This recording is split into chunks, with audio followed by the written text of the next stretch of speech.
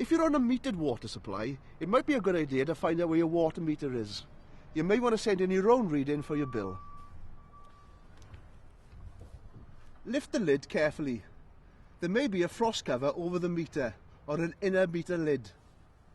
Lift them clear. And of course, you'll need to be sure you're about to read the right meter. Check the serial number with the 1 on your bill. Then note down the white on black or black on white numbers.